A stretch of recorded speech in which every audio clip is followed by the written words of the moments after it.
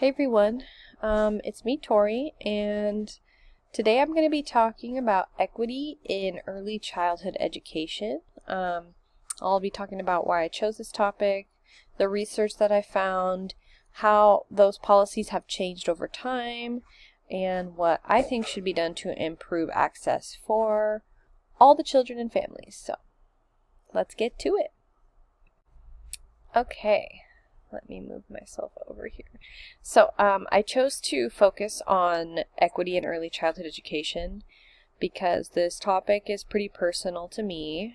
I was at one time a former single parent, and I relied heavily on affordable childhood education services, and I was working to support my family, so having the access provided like a safe, supportive educational environment, and it really helped because I wouldn't have been able to continue to work and build that stability for my family.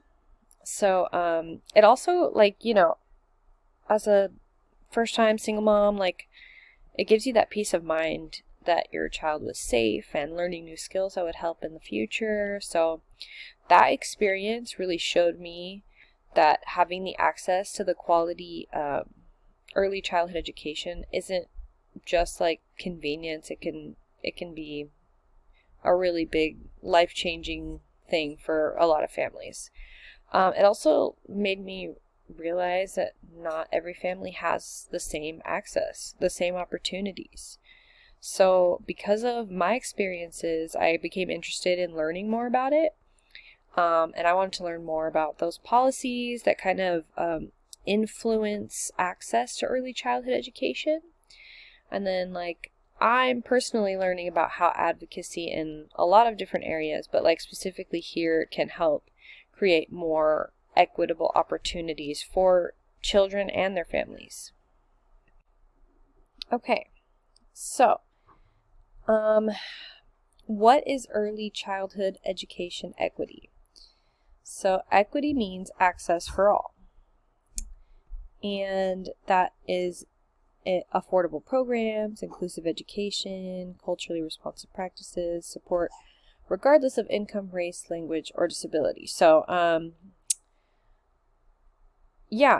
based on all that stuff, unlike equality, right, which provides everyone with the same resources, equity recognizes that children and families have different needs, so they're going to require different levels of support so that they can achieve the similar outcomes. But equity in early childhood education has affordable access to programs, right? And that's also inclusive classrooms for children who have disabilities, culturally responsive teaching, strong partnerships with families and communities.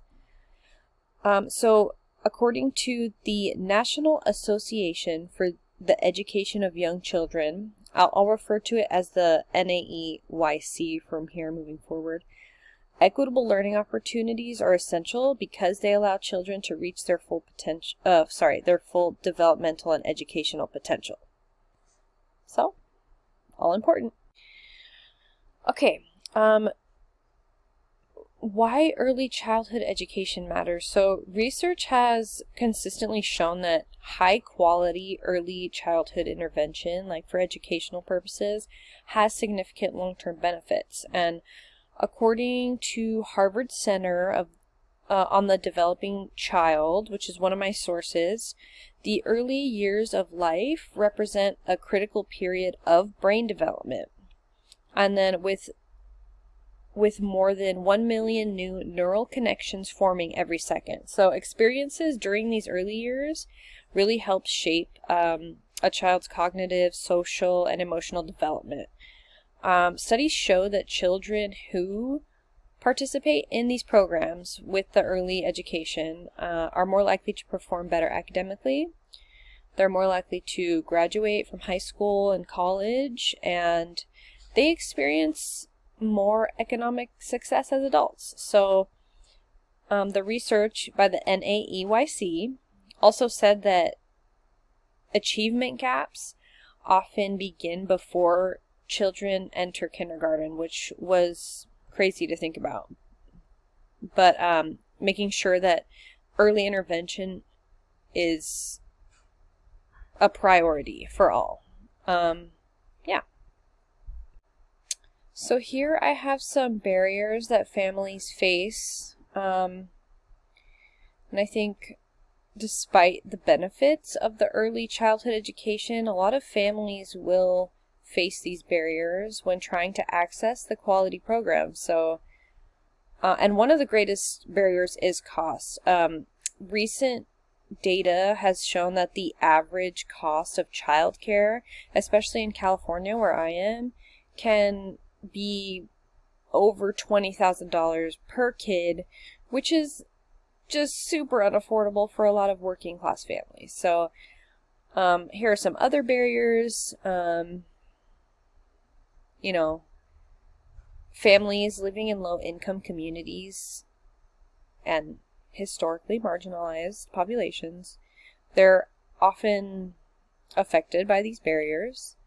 And as a result, many children who could benefit from high quality early education have the least access to it, which is a problem.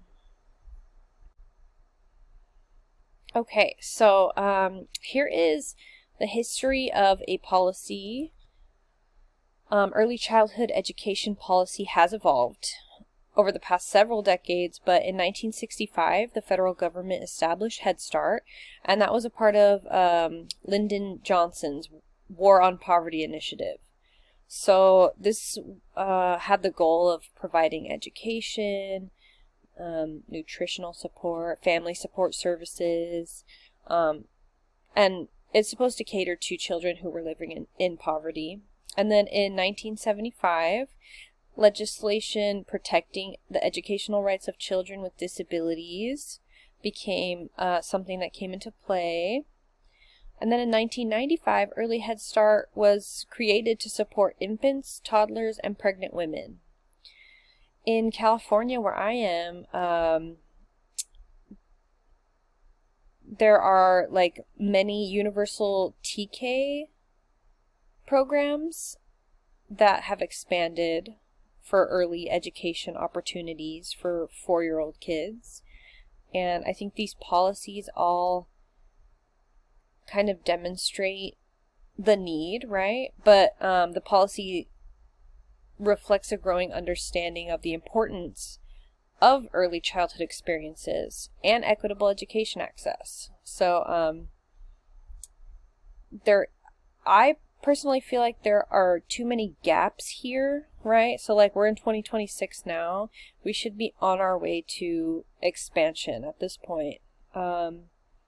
Because the longer we wait, the more kids will suffer. So, okay, so here is my proposal in bullet points, but based on my research, I think that a lot of changes could help advance equity in early childhood education.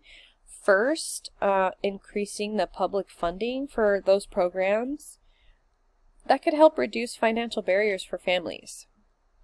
Second, I think schools and community organizations should increase their outreach efforts to ensure that families are aware and available, are aware of the available programs and services. Excuse me.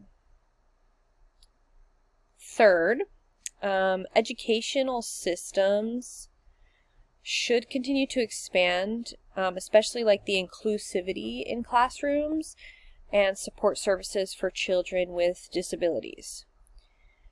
Lastly, having partnerships, I think, is going to be the key, because strong partnerships among like schools, families, communities can help create a more comprehensive support system, I think. So implementing like all of these things, a lot of collaboration, right? But I think amongst like policy makers, educators, administrators, community, I think all of those things will help the long-term benefits, and I think it's worth the investment. So here is the audience that I'm trying to reach that I think would make a difference. Here are the actions that I've already kind of highlighted, but my advocacy plan focuses on raising awareness amongst all of these people.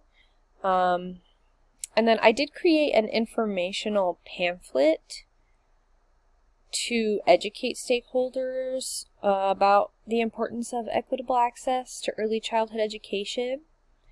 But beyond the pamphlet, I think advocacy efforts could really include like community outreach things, bringing people in who are knowledgeable about how much this can impact people. Social media. I feel like educational efforts should get on board with like new age technology, and social media campaigns can really actually make a difference. So collaborating with all of these different people, all of these different organizations, that's gonna help with the ultimate goal of just increased public awareness. We want to encourage more involvement. You want to encourage people to care, to support policies that help, because I've been there. I've been the person who needed support, and these programs really, really make a difference for a lot of people. Okay, my call to action. Every child deserves an equal start. I think this is pretty self-explanatory and pretty simple. Every kid deserves access to high-quality early childhood education regardless of their background, their income, their language, their abilities. Research has shown consistently that investing in early childhood benefits not only children and families, but also the communities and society as a whole. As educators, parents, community members, stakeholders, policymakers, we all have a role in advocating for these equitable policies for all, not just when it suits us, not just when it benefits us. We need to increase funding. We need to expand access to these quality programs. So by working together, I think that we can help ensure that all children have that opportunity to succeed from the beginning of their educational journey. Don't wait. Thank you.